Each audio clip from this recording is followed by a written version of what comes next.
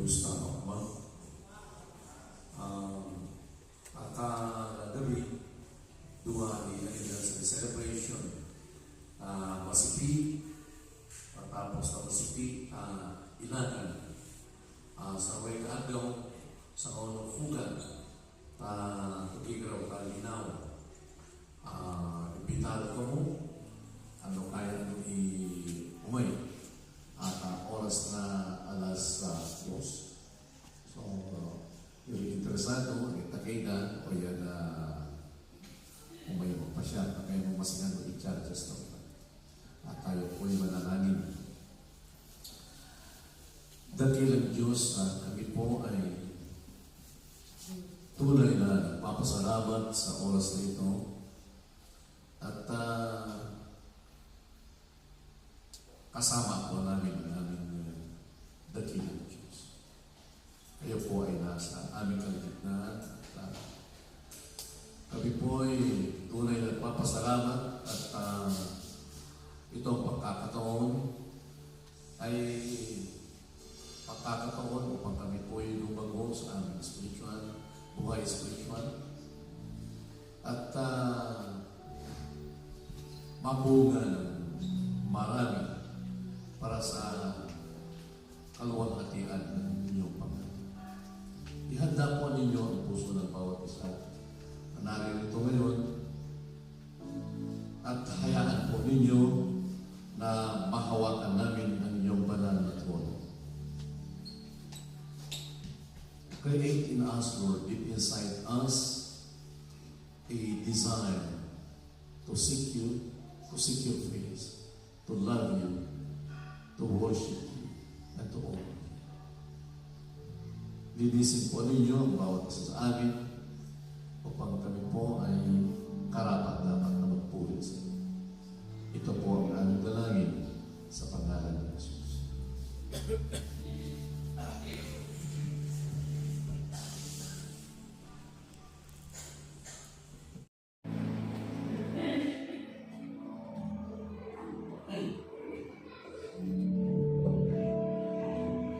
Mabibig ay nala sa Psalm 100 tunawi kaina.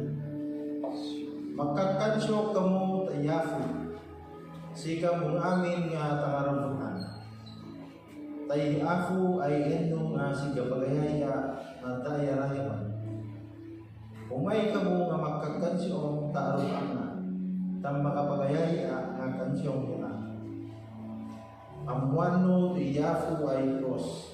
Yaya inamarato ditam ay bukuan itam. Sitam itutulay na. Ikarnero ira nga en natarok na. Tulong kamu tatrang ka ng templo na. Tulong kamu nga magbalabalo sa. Umay kamu nga matayarayaw ta arubang na. Magbalabalo ang namatayarayaw kamu sa. Tayafu ay mabya, mananayon ipangayana, ike katalona ay ate noga.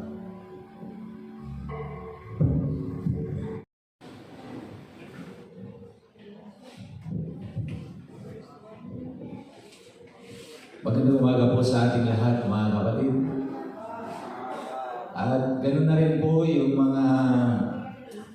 sa lahat ng mga nanonood sa atin at nakikinig sa atin sa online. Magandang umaga po sa inyong lahat. Dalangin ko na ang pagpapalang ipagkakaloob sa atin ng Diyos dito ay ganoon din ang pagpapalang ipagkakaloob sa inyo ng Diyos saan man kayo ng dako ng mundo. Ako po'y nagpapasalamat sa umagang ito dahil nabigyan po ako ng pagkakataon na magbahagi ng mensahe sa inyo sa araw na ito. At sa mga hindi pa po nakakakilala sa akin, ako po si Pastor Joel Abilia, ang inyong tagapagsalita ngayon. Ako po yung pastor na maingay sa Facebook noon. Okay? Dahil kapag may mga bago ako nakikilala, sinasabi nila, ay, ikaw pala yung pastor na nag-preach noon sa Facebook. So, yun yung identity ko sa mga iba. Tumayo po tayong lahat at basahin na po natin ang ating teksto doon po sa Hebrew chapter 6 verse 18 to 19. Dalawang verse lamang po yung ating titignan sa ating teksto. Sabi po niya sa verse 18 that by two immutable things in which it was impossible for God to lie, we might have a strong consolation who have fled for refuge to lay hold upon the hope set before us. Verse 19, which hope we have as an anchor of the soul, both sure and steadfast, and which entereth into that within the veil. Basahin ko po sa inyo sa Tagalog upang mas lalo natin maintindihan. Sabi po niya sa Tagalog, hindi nagbabago at hindi man lang nagsisinungaling ang Diyos. Tungkol sa dalawang bagay na ito ang kanyang pangako at sumpa. Kaya tayong nakatagpo sa kanyang kalinga ay panatag ang loob na umaasa sa mga pangako niya. Verse 19, ang pag-asang ito ay ang siyang matibay at matatag na angkla ng ating buhay o kaluluwa. At ito'y umaabot hanggang sa kabila ng taping ng templo, hanggang sa dakong kabanal-banalan. Manalangin po tayo. Dakilang Diyos, sinasamba po namin ang iyong dakilang pangalan sapagkat tunay nga po, Panginoon, na napakadakila ka, buhay na Diyos na aming sasambahin sa araw na ito. Salamat sa kabutihan mo, Panginoon. Salamat sa napakadakilang pagmamahal mo, sa iyong pag-iingat, sa lahat ng mga pagpapalang ipinagkaloob mo sa bawat isa. At sa oras na ito, Panginoon, humihingi din po kami ng kapatawaran sa aming mga pagkukulang, sa aming mga kasalanan, sa mga bagay, Panginoon, na aming nagawa na hindi karapat-dapat sa inyong paningin. Pakalinisin po ninyo, Panginoon, ang aming puso, ang aming isipan sa oras na ito. At dalangin po, Panginoong Diyos, na bigyan niyo po kami ng malawak na pangunawa at karunungan na nanggagaling po sa inyo, Panginoon, upang ang mensaheng ito na aming mapapakinggan ay aming maunawaan at magagamit po namin sa aming buhay bilang mga anak mo. At dalangin ko rin, Panginoon, na lapatan po ninyo ng iyong biyaya ang kahinaan ng iyong lingkod upang ang iyong salita, Panginoon, ay maipahayag ayon mismo sa inyong kalooban. Dahil ito ang aking hinihiling sa pangalan ng iyong anak na si Jesus. Amen. Maupo na po tayo, mga kapatid. Ang topic po natin sa umagang ito ay, sabi niya, Jesus, the anchor of my soul. Jesus, the anchor of my soul. Sa Tagalog, Jesus, ang angkla ng aking kaluluwa.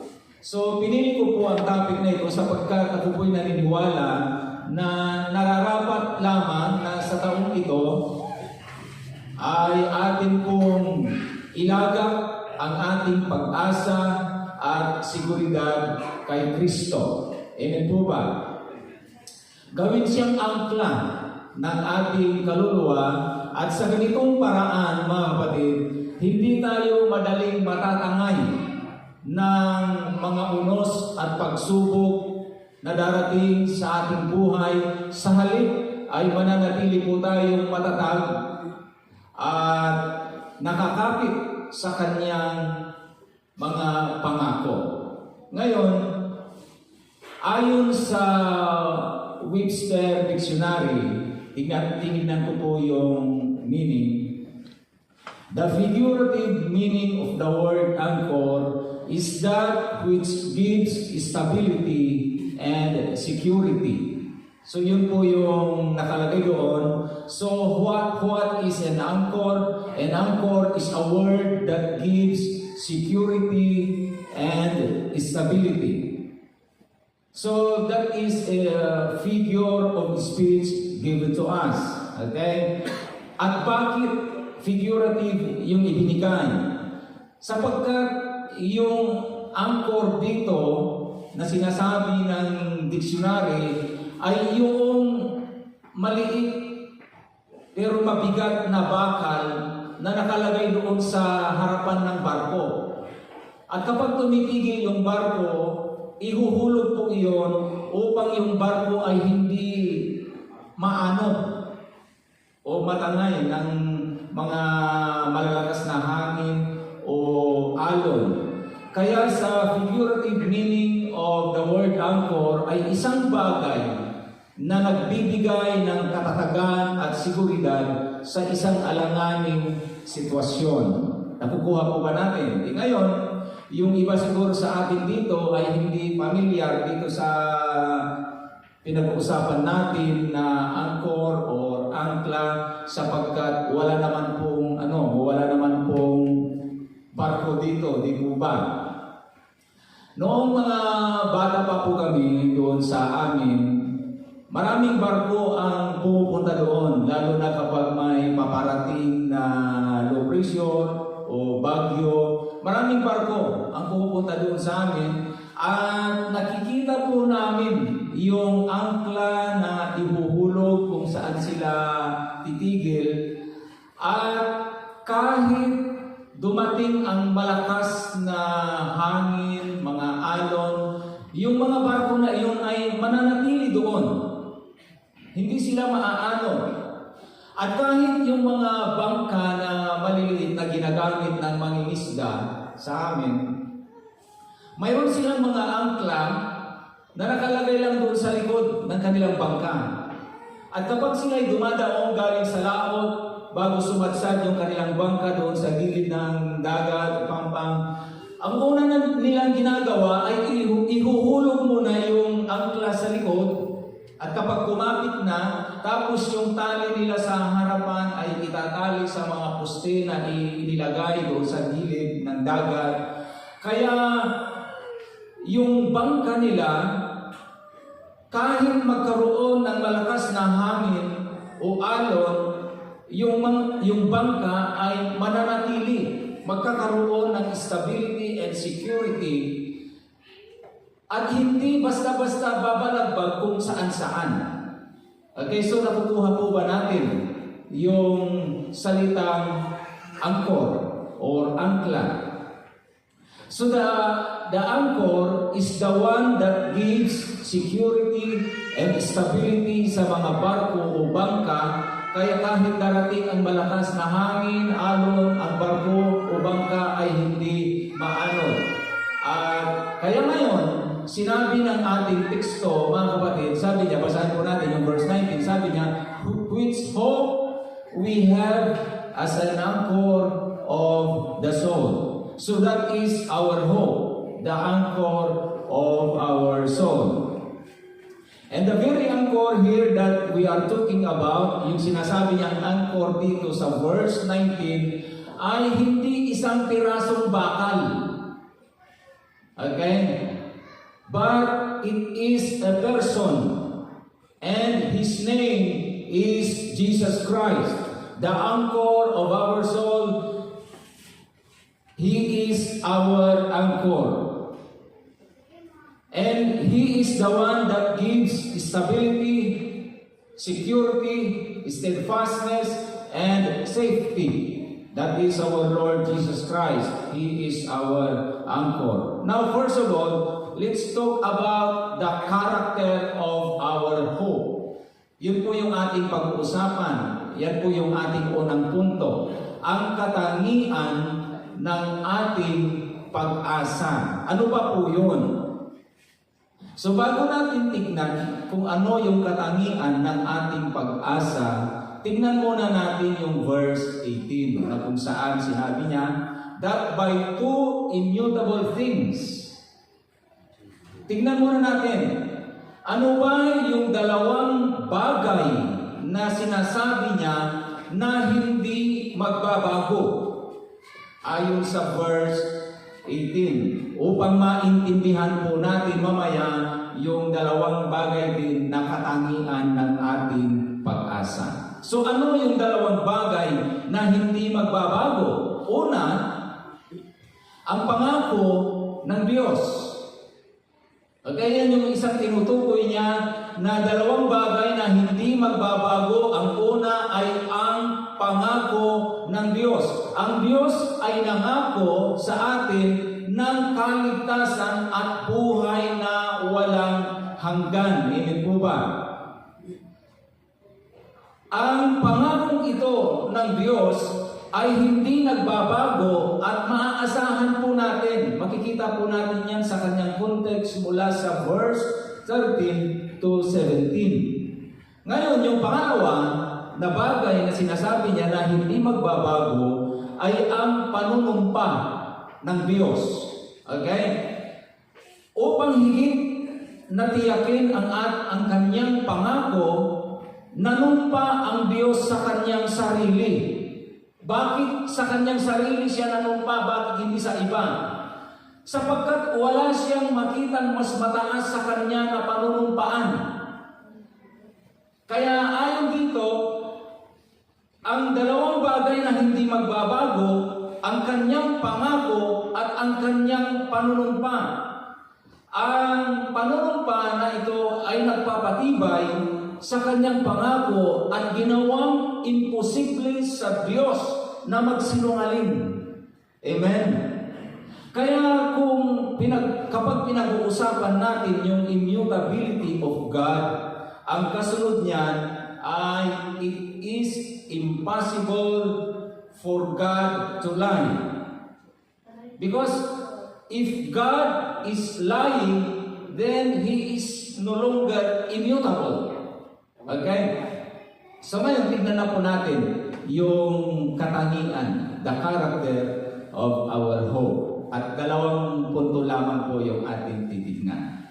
Number one, it is sure. Amen? Ito ay tiyak.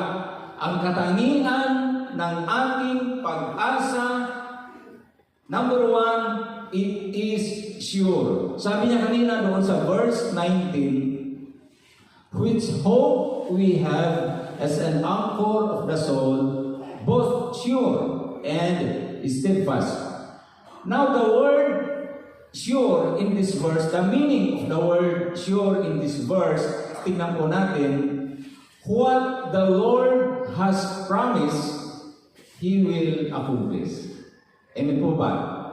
Kung ano ang ipinangako ng Panginoon, ito ay matutupad. Kanyang tutuparin. Kaya nga, ipinakita muna niya doon sa verse 18 yung dalawang bagay na hindi nagbabago, ang kanyang pangako at panunumpa.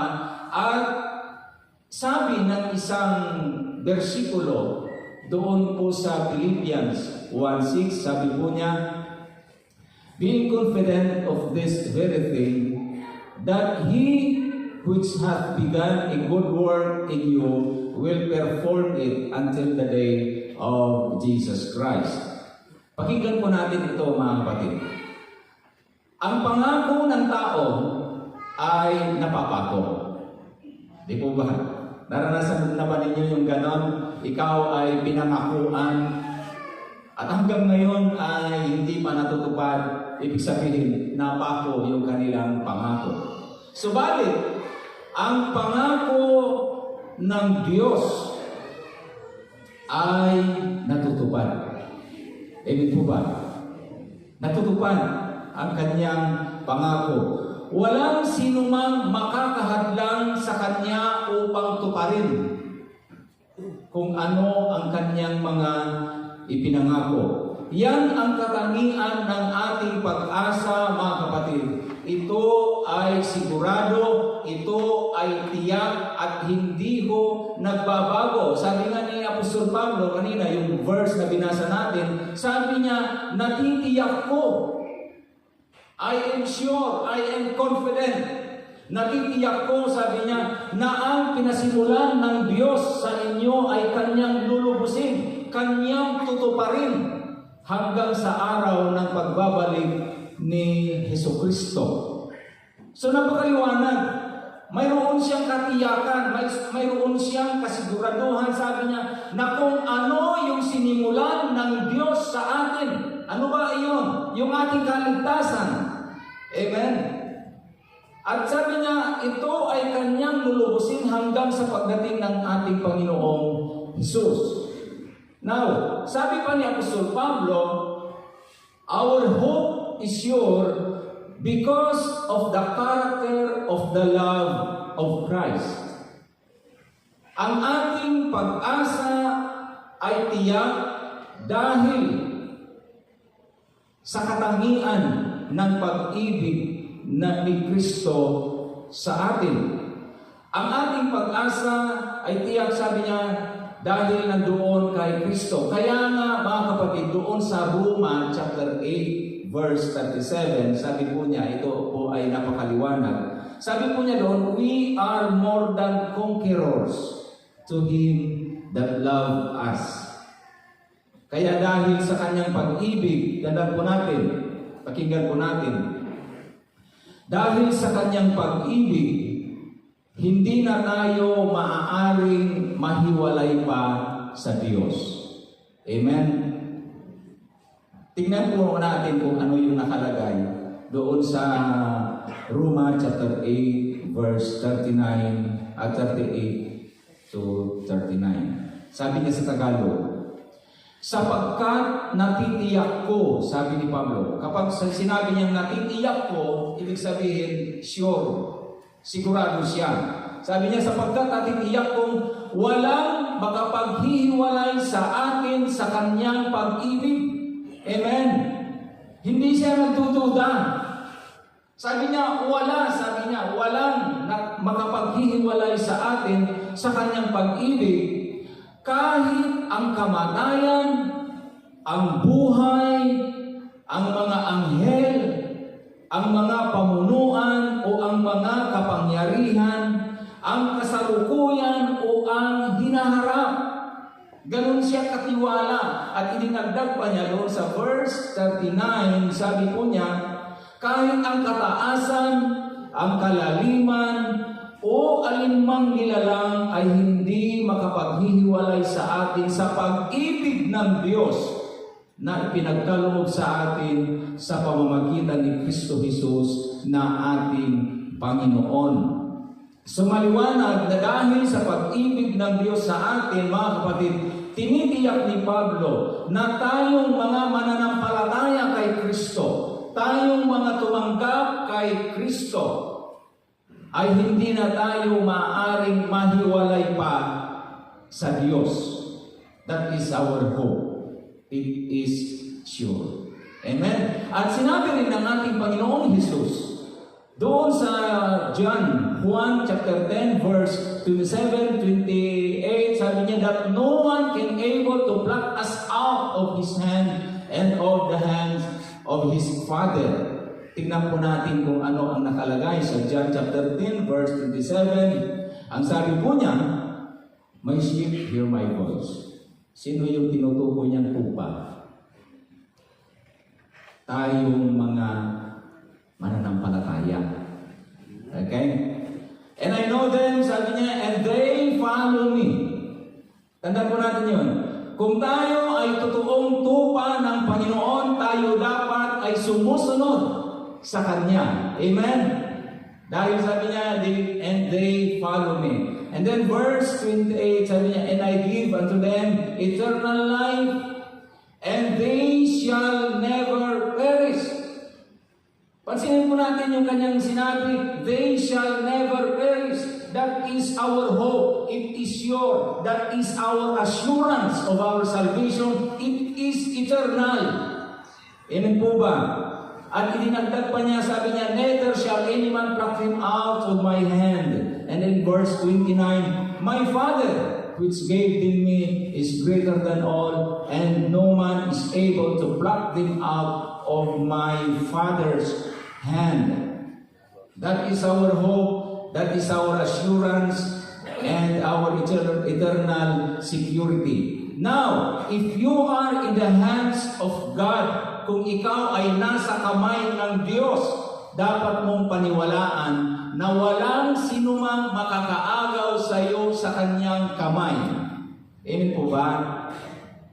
Kahit ang mga anghel, kahit ang mga demonyo ay hindi ka maaagaw sa kamay ng Diyos. Amen? At kahit ikaw mismo ay hindi mo maaalis ang iyong sarili sa kanyang kamay sapagkat ipinangako ng Diyos at pinanumpaan niya sa kanyang sarili na tayo'y kanyang ililigtas. Amen po ba? Ganito naman yung sinasabi ng mga ibang born again na hindi ho naniniwala dito. Ganito yung sinasabi nila. Oo, sabi nila, ligtas ka habang nandoon ka sa kamay ng Diyos. At walang sinumang makakaagaw sa iyo doon dahil walang mas makapangyarihan kaysa sa Diyos upang alisin yung kamay ni Jesus at alisin yung kamay ng Diyos Ama upang agawin ka doon sa kamay ng Diyos. Pero, sabi nila, may pero. Pero kung ikaw daw mismo ang aalis doon sa kamay ng Diyos, siyempre, mawawala ka sapagkat mayroon ka namang free will. Okay? Yun yung, ginamit nila yung free will. Igagalang daw ng Diyos ang iyong free will kung ikaw ay magpupumilit na aalis sa kanyang kamay, sabi nila. At siyempre, sabi nila, kung wala ka na doon sa kamay ng Diyos, o di mawawala ka na. Okay? Hindi natiyak yung kaligtasan mo. Mawawala ka na. So, paano ba natin sagutin yung mga ganong idea, mga kapatid? Ganito po yan. Okay, pakinggan ko natin. Baka mamaya, mayroon tayong makausap dyan na gano'n yung sasabihin sa atin. And then sasabihin natin, ay, oo nga, hindi pa tiyak yung aking kaligtasan. Ganito po yan. Kung ikaw bilang tunay na Kristiyano, isipin natin na ikaw ay tunay na Kristiyano, tunay na ligtas, tunay na anak ng Diyos, alam mo na ikaw ay nasa kamay na ng Diyos at alam mo na wala nang makakaagaw sa iyo at nandoon ka at safe ka doon. Ang tanong ay ganito, iisipin mo bang aalis doon sa kamay ng Diyos o pag pumunta ka sa impyerno? Sasabihin mo ba, ay, nandito na ako sa kamay ng Panginoon, safe na ako dito, ligtas na ako dito, pero ayaw ko dito, punta ako sa impyerno. Iisipin pa natin ng gano'n. Sabi nung nakausap ko doon, paano sila kung gano'n ang gagawin nila? Hindi yung sila ang pinag-usapan natin, yung ikaw. Okay? Aalis ka ba doon sa kamay ng Diyos? Alam mo na nandoon ka na. Ngayon, kung makausap ko yung sila na sinasabi mo, gano'n din ang itatanong ko at sigurado ako na ang isasagot nila ay hindi. Amen po ba? Ngayon, kung halimbawa, mayroong ganun nga, mayroong isang tunay na Kristiyano, isang tunay na anak ng Diyos, isang tunay na ligtas na gusto niyang umalis sa kamay ng Diyos. Ano ba yung tingin natin doon? Para sa akin, mga kapatid, ito ay maaaring bunga lamang ng kanyang spiritual immaturity. Kulang sa pang-unawa, kulang sa kaalaman, hindi nag-mature spiritually, kaya naiisip niyang umalis sa kamay ng Panginoon. Bigyan ko po kayo ng halimbawa. Halimbawa yung sarili mong anak. Okay? Na maliit. 8 years old, 2 years old, 3 years old, gano'n, 5 years old. Tunay mong anak. Ngayon pinagalitan mo. Okay, nagtampo yung bata. At sasabihin niya sa iyo, I hate you. I don't love you anymore. I'm running away from home. Ganun yung sinasabi niya, di ba? Yung bata na pag napagalitan mo. Sasabi niya, maglalayas na ako dito. Ayaw ko na kayo. Alis na ako dito. Hindi na ako babalik. Ngayon ang tanong ganito. Ikaw bilang ama, itatakwil mo ba yung anak mo dahil ganun yung sinasabi niya?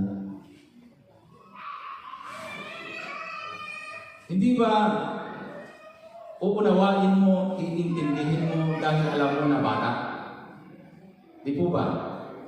O halimbawa, kayo ay naglalakad, kasama mo yung maliit mong anak, naglalakad kayo, and then nakarating kayo doon sa gilid ng bangin. Tignan lang po natin ano. At ngayon, nung nandun kayo sa gilid ng bangin, sabi ng anak, o Papa, bitawan mo nga ako at tatalon ako. Siyempre, ayaw mo. Dahil alam mo, na kapag tumalon ay sigurado mamamatay. Ngayon nagpumilit. Paano kung magpupumilit siya at kukurutin yung kamay mo, kakagatin yung kamay mo? Ang tanong, bibitawan mo ba at itutulak mo para mahulog sa bangin?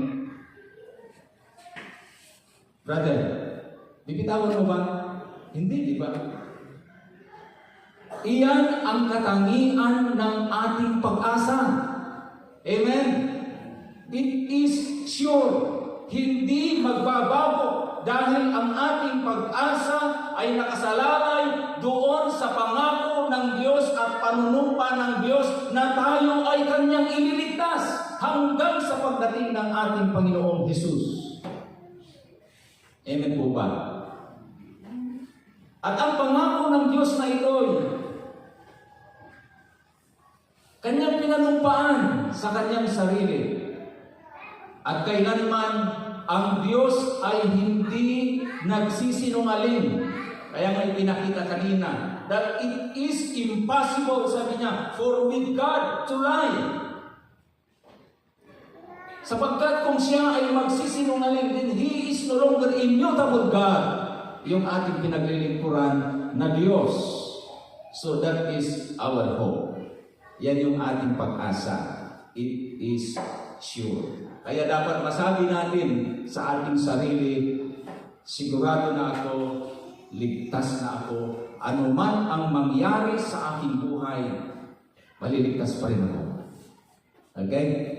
Ngayon, kung mayroon po kayong katanungan tungkol dito, marahil first time ninyong marinig about dito, pwede kayong mag-message sa akin at sasagutin ko po kayo. Okay? Then number 2. Dalawa lamang po at matatapos tayo. Pangalawang katangian ng ating pag-asa, it is steadfast.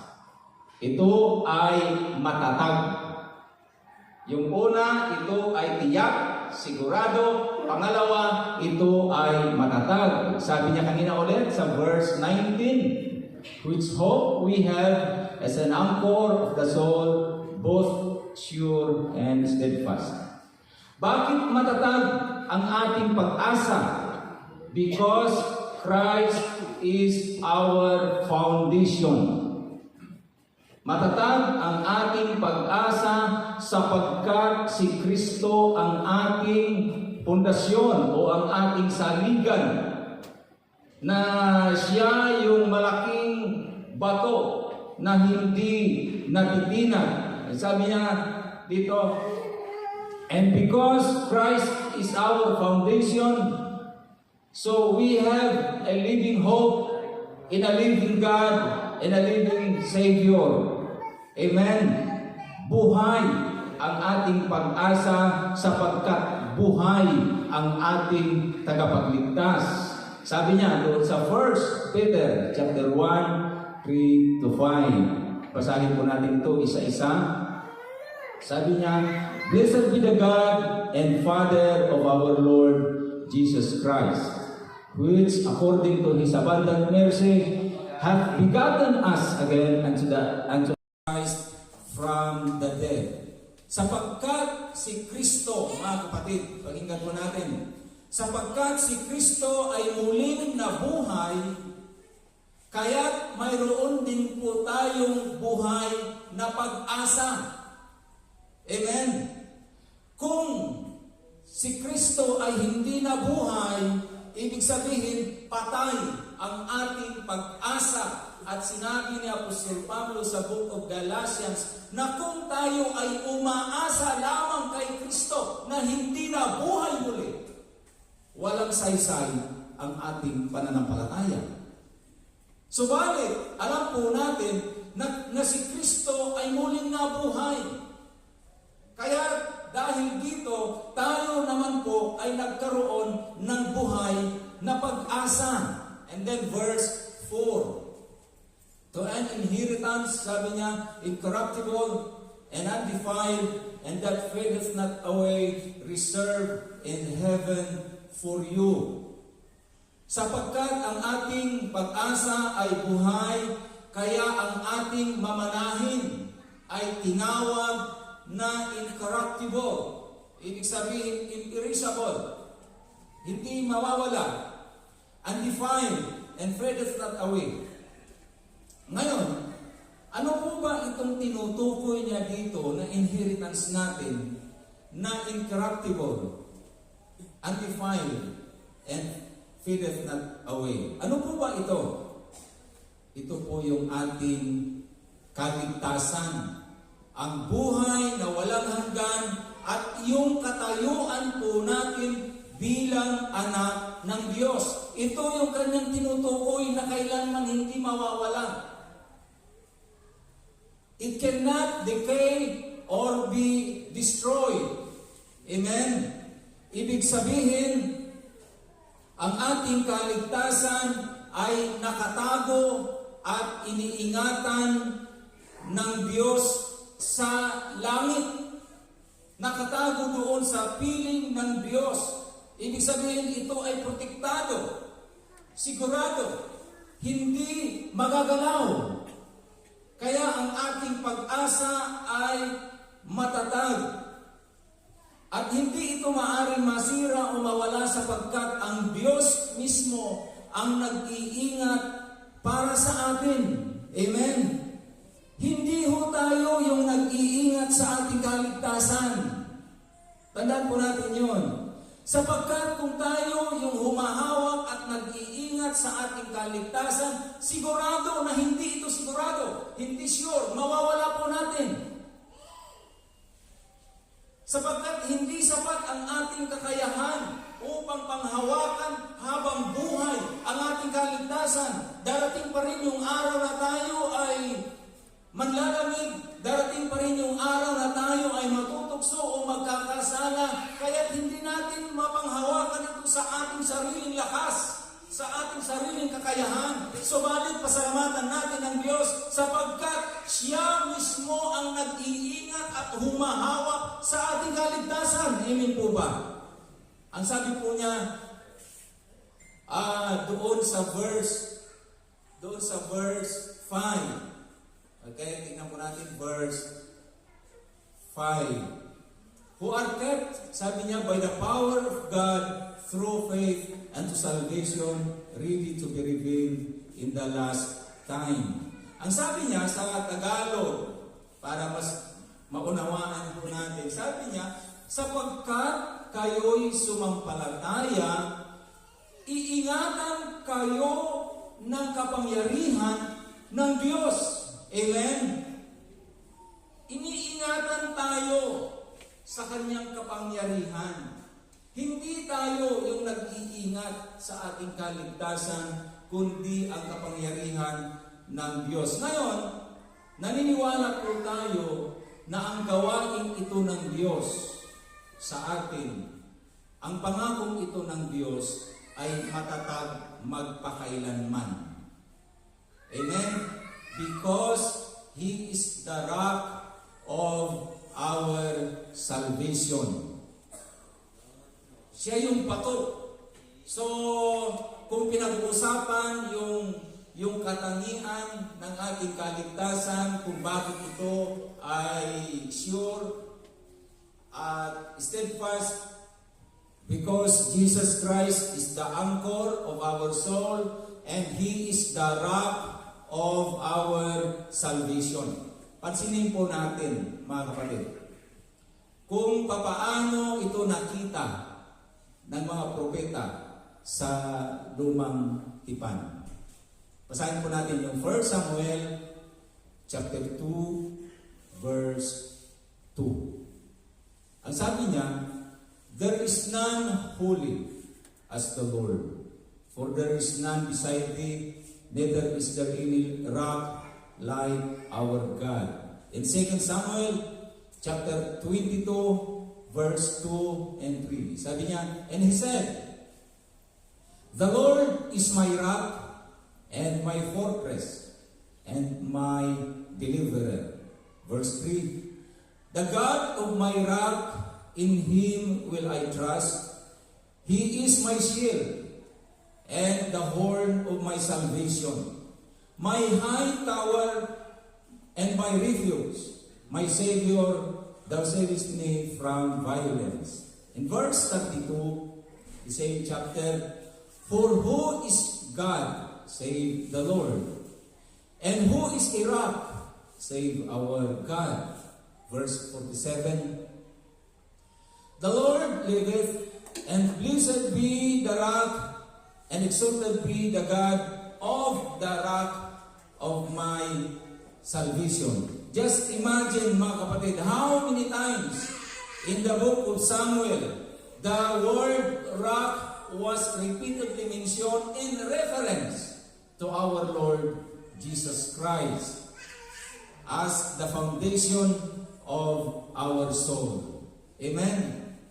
Napakaganda din po ba yung ating pag-asa? Kaya nasasabi natin na ang ating pag-asa ay tiyak at matatag sapagkat Jesus is the rock, the foundation of our salvation. Amen po ba?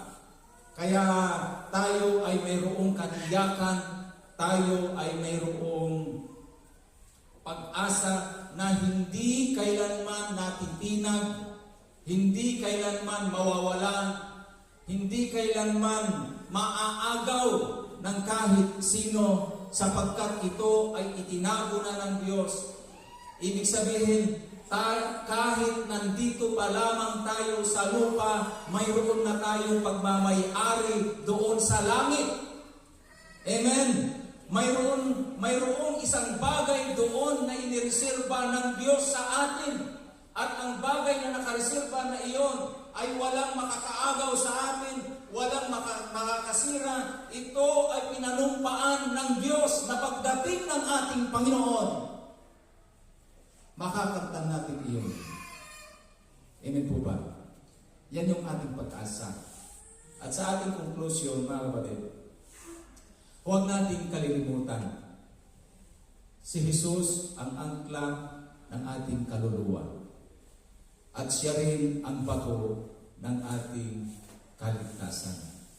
Ito ang dahilan kung bakit ang katangian ng ating pag-asa ay tiyak at matibay. Alam po ninyo, yung angkla at yung bato ay laging magkasama.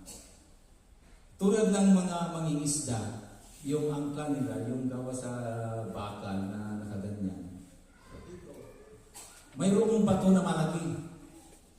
Upang yung angkla kapag hinulog doon sa gitna ng dagat, yung bigat nun ay mas lalong kakapit doon sa loob. At kahit gaano kalakas ang bagyo, mga alon, hanggat hindi napuputol yung tali, hindi rin sila maaano. At ganyan din, mga kapatid, ganon katibay yung ating pag-asa. Kaya lagi nating ilagak yung ating pananampalataya, yung tali na yun sumisimbolo sa ating pananampalataya kay Kristo.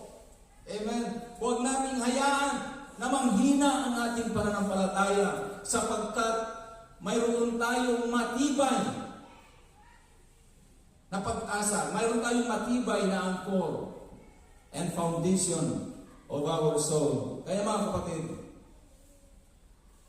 sana makita po natin na si Jesus ang angkla at bato ng ating kaligtasan. Dahil diyan, ang kaligtasan natin ay tinawag na incorruptible, undefiled, and fadeth not away. Hindi basta-basta, kundi nakatago sa langit, hindi kayang agawin ni numan, at hindi kayang sirain ni numan. Kaya sa oras na ito, mga kapatid, siguraduhin po sana natin that Jesus is the anchor of our soul. And He is the rock of our salvation. Upang masabi natin na ang ating pag-asa ay tiyak at matatag. At kung sa oras na ito ay wala pa tayong katiyakan, hindi pa natin alam kung saan pupunta ang ating kaluluwa, kung tayo'y namatay, inaanyayahan ko kayo na kailangan nating sumampalataya at tanggapin si Jesus sa ating puso upang masabi natin sa ating buhay that Jesus is my rock, that Jesus is the anchor of my soul. Tumayo po tayong lahat at tayo'y manalangin. Dakilang Diyos, napakaganda ang pag-asa na ipinagkaloob mo po sa amin bilang mga mananampalataya at tumanggap sa inyong anak na si Jesus. Sapagkat ang katangian ng pag-asa pala na ito, Panginoon, ito ay tiyak, ito ay matatag, hindi mawawala, hindi masisira, at hindi maaagaw ni naman, sapagkat ang pag-asang ito ay nakatago sa iyong piling, Panginoon. Iniingatan mo ito sa iyong kapangyarihan. At dalangin ko, Panginoon Diyos, na ang bawat isa na narito sa araw na ito ay tunay nga po na ikaw ang kanilang Panginoon at tagapagligtas upang makamtan din nila ang pag-asang ito. Salamat, Panginoong Diyos, sa oras nito. Salamat sa mensahe nito, Panginoon. Pagpalain mo nawa ang lahat ng nakapakinig na nandito at maging yung mga nakikinig na nanonood sa amin sa online. Ito po ang aking dalangin sa pangalan ni Jesus. Amen. God bless po sa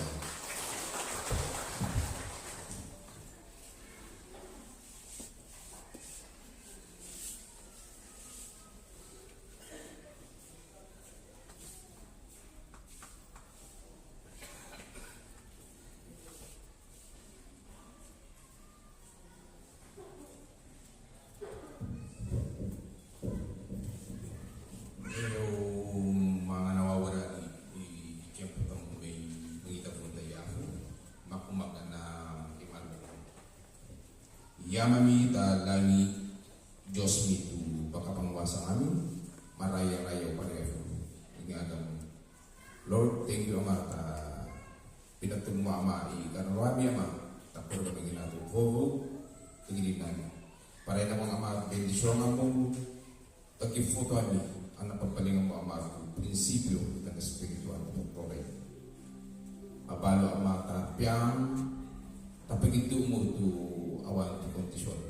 Ang mabalo ang mga ngaming ang mga bendisyon tinayalo from tapagtoken. Sa nga may Ama ikaya may mga tapong pare naman ito alawat ang mo ang bendisyon ang nilaman ni Mayarwan. Kaya ito sa kuhukot sa pagpalabalo ang ating Jesus ngayon. Amen.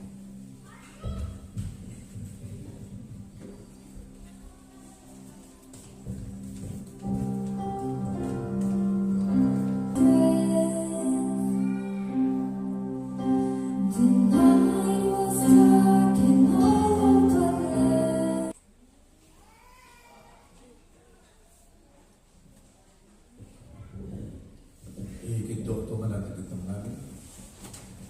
Naman ito. Makumpang gamitan ni Kawao, kami po yung tunay na nagpapasalamat at nakasama maraming kayo, Panginoon, sa pagsamba. Bigyan po ninyo kami ng oportunidad upang sambahin ang aming Diyos na tumawag sa amin sa ganitong buhay at nagbigay sa amin ng pag-asa na meron po kami lugar sa langit dahil sa aming pananampalataya kay Kristo na inyong binigay sa amin upang magkaroon ng buhay na walang hanggan. Maraming salamat, Panginoon, at kami po ay nakarating dito at nagkaroon ng karanasan na hindi po namin ma-experience sa labas ng iglesia. Yung mag-worship sa inyo, manalangin, mag-offer sa inyo, makinig sa inyong katuruan, ayan po ay malaking pagpapala para sa amin. Umay kami na lang, bendisyon ang muli. Patakita tingin kami. Tanagan ni Jesus, kita sa